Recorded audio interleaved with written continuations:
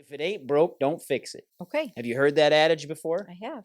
Where the hell did that come from? I have no idea. Me neither. I Because think I hear most men say it. yeah, that's the issue with that is that if we wait for things to appear get worse or the wheels to fall off the cart, now we are just in a full mode of trying to just put things back together as fast as possible.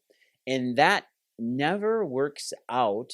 We're being reactive rather than proactive. Yeah. Instead of like an emergent situation when we could have handled it. And eventually what happens is that will show you a symptom and it will result in something extremely painful. Not being able to raise your arm up anymore. Problems in your low back, pain into your legs, numbness into your feet. Then you're seeking out a cure incredibly fast when just regular simple prevention would have helped it all. This is if it ain't broke, don't fix it. But guess what? If it ain't broke, you need to maintain it.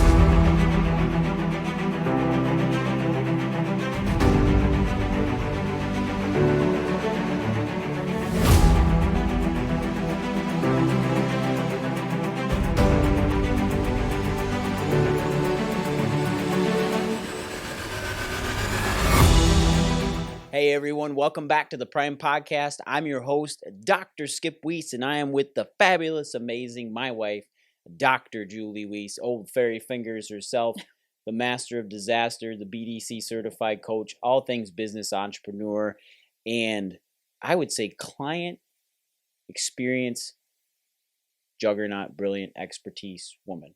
Hi, Dr. Julie. Hello. How are you today? I'm great. Yeah, I'm really good too. We just came off of something just spectacular the other day. We just did our VIP 4-day sleep challenge. That was incredible. Hearing the testimonials coming out of that sleep challenge was just phenomenal. What did you think of it, Dr. Julie? Sleep is vital, and I don't think there's enough awareness about it. And I think it comes as a second thought of like, man, I really need to work on my sleep. And like, so just even talking about sleep routines is changing people's lives. And Yeah. I mean, yeah, we're going to get more sleep, but the chronic conditions that are going to be helped and benefit from this is just amazing. I think that the testimonials coming out of it that have just, it's been interesting to see what came in over those past 5 days and then VIP day to hear all the testimonials, but just how little steps that people have used to improve their sleep throughout the week. Just the little things that we've given them in that sleep challenge has just vastly improved the way that they're functioning and just decreasing their stress overall. I think so. Any of you out there listening, I'm going to plug this obviously, but just get into our sleep challenges. We hold them every month. They're 100% free to come in and hang out for 4 days with us and talk and listen and just get better steps to better sleep, which improves your health. 100%. It's just information. Now, Dr. Julie, let's talk about today's topic. I can't wait to talk to you about this. You have, again, no idea, but if it ain't broke, don't fix it. Okay. Have you heard that adage before? I have. Where the hell did that come from? I have no idea. Me neither. Because if it ain't broke, don't fix it makes no sense. I Because think I hear most men say it. yeah, that's where we're going here. Okay. Men's health with it ain't broke, don't fix it. I mean, we just came off of talking about men's sexual health with erectile dysfunction. We came off of women's sexual health as well. And now let's jump into this. If it ain't broke, don't fix it. Because a lot of men, when we wake up in the morning, we stretch, we wiggle our toes, we wiggle our nose, we wiggle our fingers, and we might check our manhood a little bit. And then if nothing hurts, if everything seems to be functioning good, if we peed and went to the bathroom okay and did everything on time and we felt okay, we assume everything's fine. And honestly, that couldn't be farther from the truth. We need to take a better look at ourselves and our health and preventative medicine and preventative healthcare, medicine aside, to better our health. And I think a lot of men are taught not to look at it that way. Well, I think that's probably where the adage started of if it's not broken, don't fix it, because why expend additional energy there? But then I could say, what if you looked at a car, right? If you're a car lover and if your oil wasn't changed or the tires were out of alignment, would you just let it roll that way? You wouldn't. You would take those proactive steps. But I think it's just you have to be tough and gruff, and you don't want to talk about how you're feeling potentially, or if you do say something, like you're admitting weakness. And I think that's what society as a whole has unfortunately done to the population. And it's not a sign of weakness. It's at least just seeking out, well, what can help me with this? Well, exactly.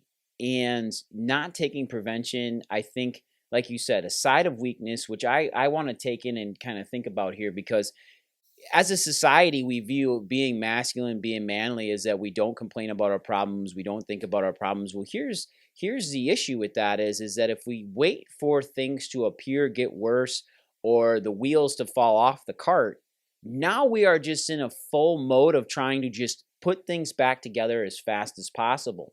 And that never works out good. We're being reactive rather than proactive. And Yeah. instead of like an emergent situation when we could have handled it, Mhm. way back, we could talk about the house, your house on fire analogy. And it's, if you see something smoldering, you don't just, throw a towel over it or, Yeah. lightly, try and snuff it out. Right. You don't wait for the house to be fully engulfed. Right. But that is how the world is set up, that medicine is really good at putting out Reactively. full-blown fires. Mhm. Right? There's, if something is just starting, there's not usually a medication for that. Nope. Or they're hopefully not going to want to cut that, whatever it is, thing out immediately. Mhm.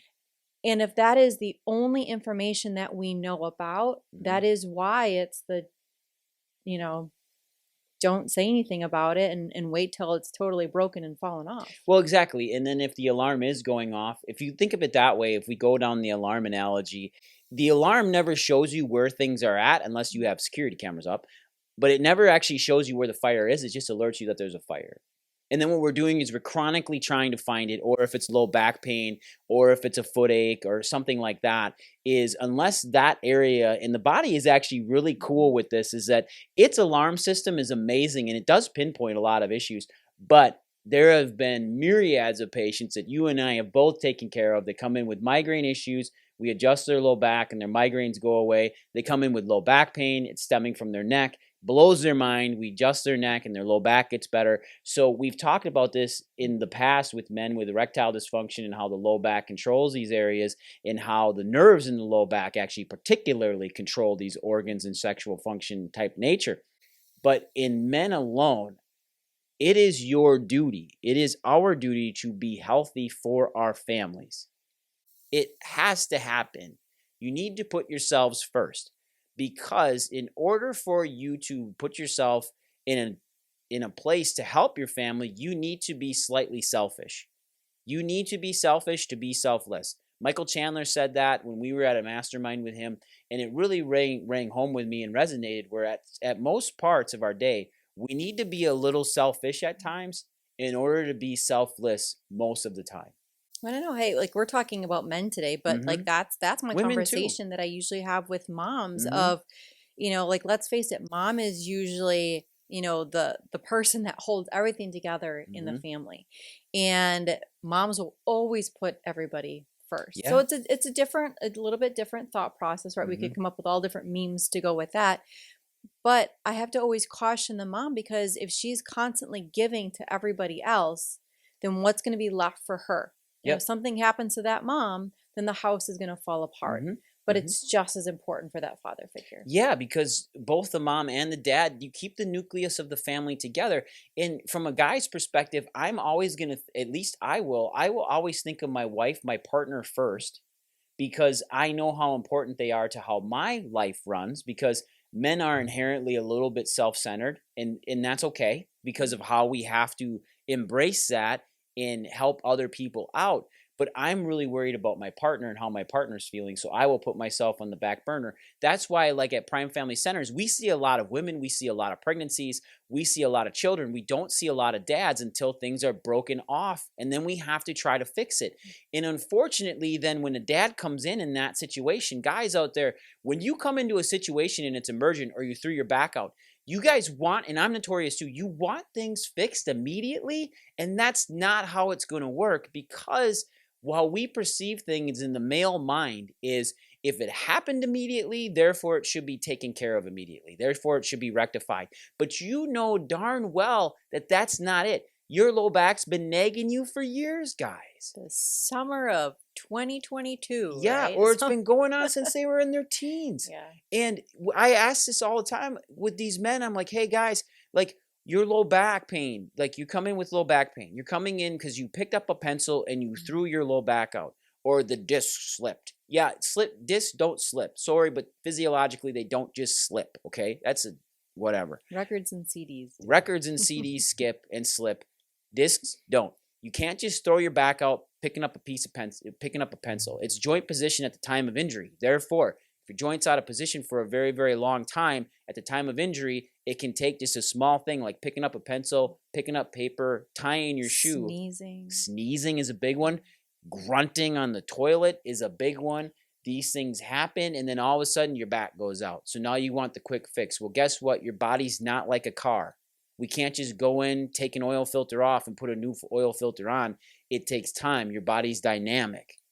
And when we live in a society that wants fast change very, very quickly, the body doesn't work like that. If you want fast change, take a pill and a potion.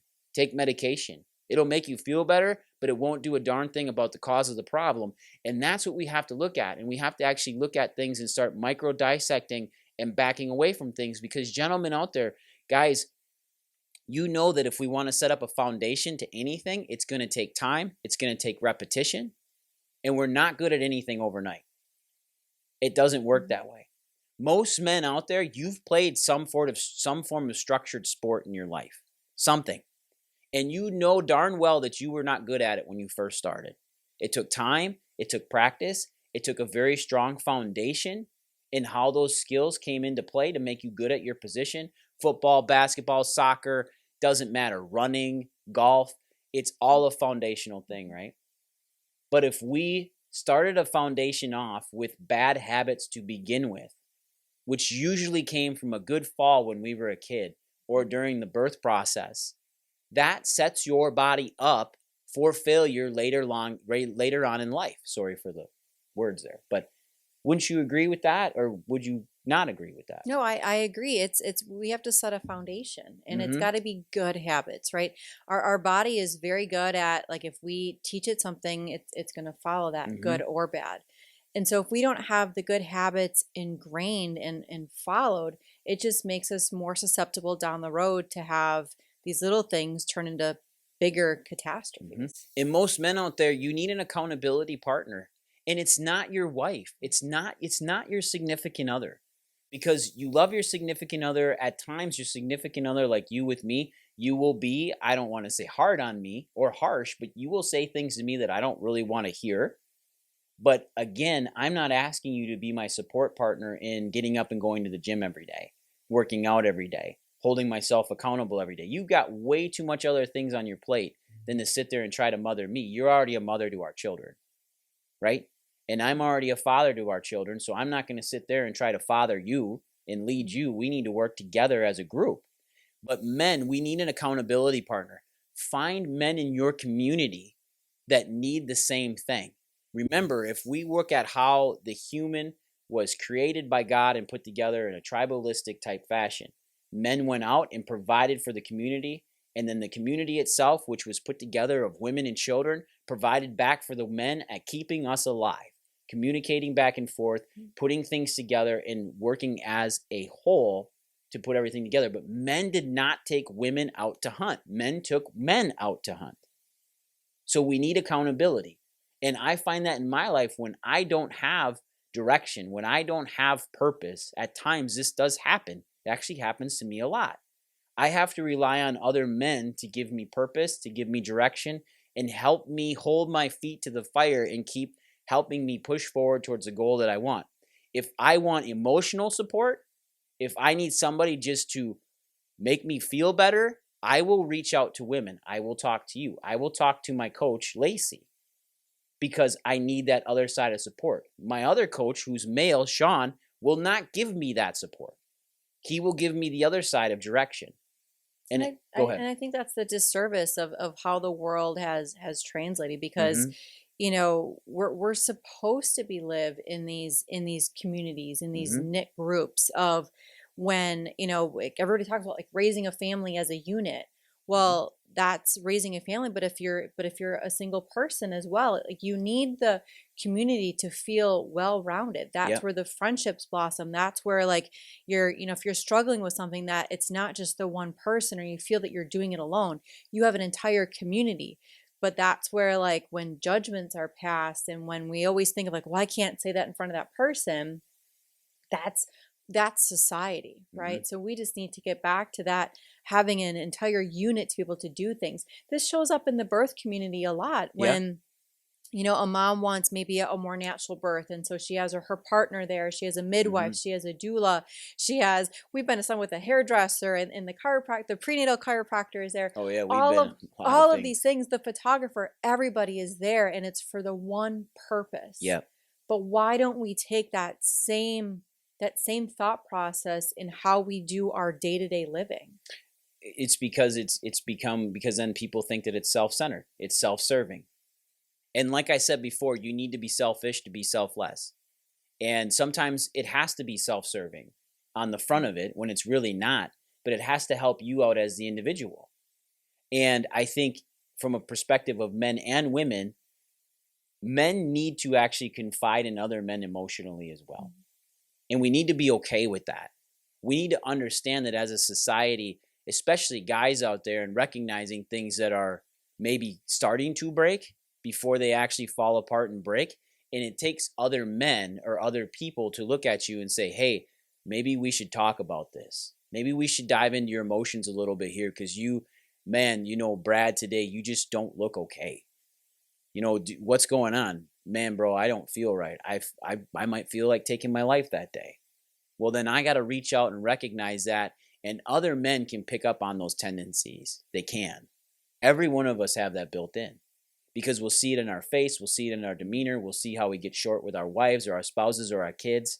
And then why do we all of a sudden, from a male's perspective, why do we have to take everything in when it directly affects the overall health of everybody around us? And guys out there, if you have a boy in your life, if you have a young man in your life, they're going to mirror you. They're going to see how you express emotion. They're going to see what happens when you get angry. How do you temper your emotions? How do you change them? When things boil over, do you walk away? Do you hang up on somebody? Do you say, I can't talk about this right now before I say something mean? Like, how can you temper your emotions to walk away from something, but then still productively get something out of it? There's a lot to think about there. I mean, we've talked about this with different coaches and different friends that we know, that sometimes there's give the people that have to give, and there's people that will always say no, I don't want it. Yep. But we need both of those things, right? And so when people are always asking, well, can I help, or do you need to chat, instead of saying like, no, I'm good.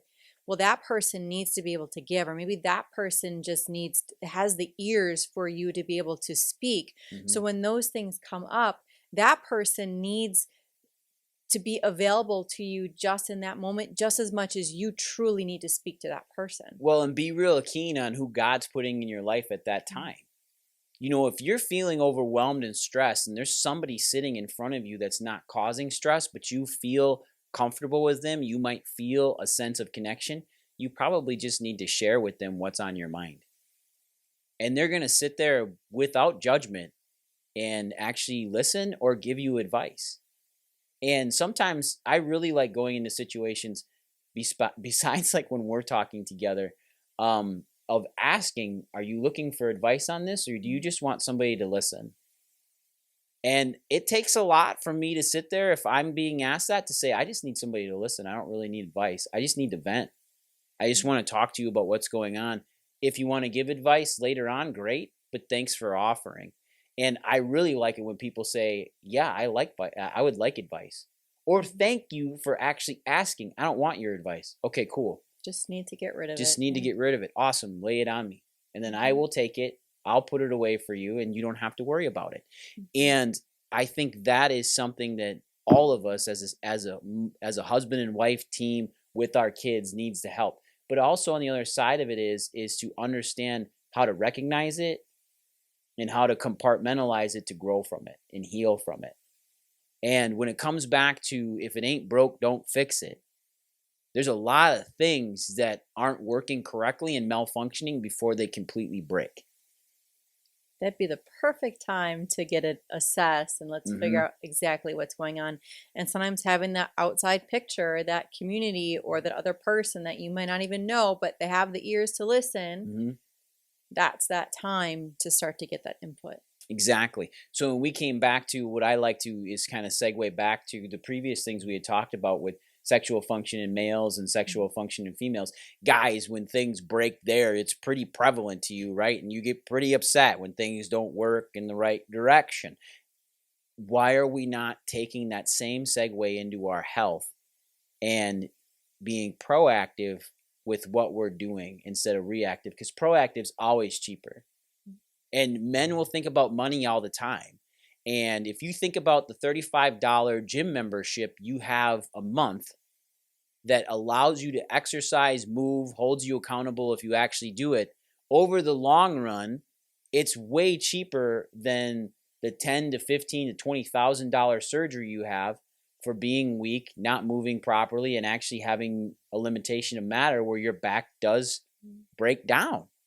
Yeah, it's like there's usually the signals that something's happening. If you have pain or you have weakness or all of a sudden like your leg is going numb. Like if that's what we're talking about, like there's all of these things and we just need to start listening to it. Like our body is talking to us. Right? And so it's cueing into that of like, oh my gosh, something's going on. Well, let's figure out what it is before it gets into that fire, before it's something big. Well, that's why we do our functional exams. You know, that's why when we test inside Prime Family Chiropractic Centers, or you see doctors that actually test function, we want to see what's functioning and not functioning. And a lot of times, things that aren't functioning correctly are asymptomatic, or you just don't know that. Well, it's the same thing. Like, I mean, you can have a marathon runner that like, you see the person that is like peak of their health, and then they fall over with a heart attack. Oh, right? yeah, or, right. Or, you know, for whatever reason, like they're dead the next day. So again, like we say, like health is not a picture of how you're feeling. Right. It's how you're functioning. Exactly. And until we have a glass case that we can see our organs and make sure everything's, you know, chugging along like a big grandfather clock that we can see in, we have to have these systems. We have to have these tools to be able to test and check on how our bodies are functioning. And that's when you're with your healthcare provider and you have them in front of you, ask them, how are we testing function to my body? Well, we use cameras and scopes to go take images. Okay, images is great. Screenshots, captures, x-rays, things like this. But they will show us limitations in matter and tissue changes, but they won't actually show us function and what's functioning versus malfunctioning. In that split second. Exactly. And guys out there and women, like if you're feeling weak, if there's areas of your body that you just notice, like your grip strength changes, you can't, like men out there, a big one that I get is like, I can't grip, I can't wrench, or I can't hammer. You're having your kids open the pickle jar. Yep. Yeah. Those are all signs of decreased muscle strength, which are signs of malfunction. And most of the time, decreased muscle strength doesn't cause you pain. You know, it doesn't set off those massive C fibers. But the thing is those pain receptors move slower than the muscle and motion receptors in your body. So they fire slow. So they will get covered up until everything else slows down in their communication, where then they amplify. And then you realize. Then you realize things are wrong. Then you realize the house is on fire. Then you realize things might be crumbling right beneath you. And then what happens, though, is people tend to get super scared. Well, I was going to say, so before that scared part, I mean, something that they could do at home, right? If you're kind of like, that's not me. Take a tape measure and measure each of your biceps. Oh, okay. Biceps, yes. Measure. Belly button up. Measuring the pythons. But measure your biceps on the right side and the left side. And if you're right-handed, you would think that your right side should be larger. Yes. Most people, it's not. So do that measurement first, and then we can chat. Well, they can measure their calves too. Things and quads. They can measure the old thigh meat, like our daughter likes to say. They can measure the pythons, like Hulk Hogan, and they will notice. They will notice your dominant side is smaller. And if that's the case, if you don't have balance from one side over the other, we have breaking down of tissue, and that's not okay. And eventually what happens is that will show you a symptom, and it will result in something extremely painful, like not being able to raise your arm up anymore, or problems in your low back, pain into your legs, numbness into your feet. And then you're seeking out a cure incredibly fast when just regular, simple prevention would have helped it all. Yep. Mm-hmm. And the thing is if it ain't broke, don't fix it. But guess what? If it ain't broke, you need to maintain it. This all comes back to every sort of healthy lifestyle you have in your life, whether it's getting adjusted, proper nutrition, movement, exercise. Guess who mirrors it all? Your children. Yes. The little eyes that are on you all the time. And if you're reaching over, grabbing for that bag of chips at 2 o'clock in the afternoon instead of just rehydrating and drinking water and going on a walk and enjoying the sunshine, your children are mirroring you too, because they've mirrored us. Our kids make the same nutritional mistakes as I make, because you eat all your nutritional mistakes in the closet. It's for everybody. It's for everybody eats the chocolate, but. You know that we see that and we hear that a lot, and we see that with our parents. And you know the biggest thing is I don't sympathize with you at all. There's no form of sympathy here. There's empathy, and empathy comes with guidance, direction, and how do we change it? I think it's first recognizing, right? Yes, recognizing what's going on, and then how do we change and maintain it? And some of the best things to do is for maintenance for your body is really good exercise, really good fresh air, good clean water, excellent sources of nutrition and food that you're putting in, and of course, as always, chiropractic care. And making sure that one thing that runs your entire cells, organs, tissues of your body, your brain, is in full communication at all time. And I'm thankful that I have a chiropractor like you in my life. I really am. You know, I struggle thinking of, unfortunately, how other people don't have it all the time. My favorite is when I get in teenagers that are like 17 and 18 that we've taken care of like their entire life, and since they were like 5, and they say, Dr. Skip, I just don't know how people my age can live without this. And I'm like, well, it's because they've never lived with it. They've never experienced their life and their body know that functioning they're not like functioning it's supposed to. And they're broken. And that's where, you know, if the population could be able to feel what 100% function actually is, man, how much healthier everybody would be. Well, then they'll hear the alarms faster too. Like you'll see that brake light come on. You'll see that check engine light come on way faster. You're more in tune. It's like, whoa, that doesn't seem like it's working properly. We need to get that checked out. I'm telling you, just because it's not broke, you may need to maintain it. Doesn't mean you need to fix it. And men out there, you can reach out to me. You can reach out to Dr. Julie. You can find us here at Legacy Life Studios. You can find us on the Prime Podcast, inside our office, Prime Family Centers. We're here for you. And I'll get on the phone with you and talk for 15 minutes. That's cool. I ain't got any problem with that. So reach out. So, Dr. Julie, you have anything else to contribute to? If it ain't broke, don't fix it. No, I think it's perfect. That's right. So, everybody go out there, get it done. Have a great week. Bye, everyone.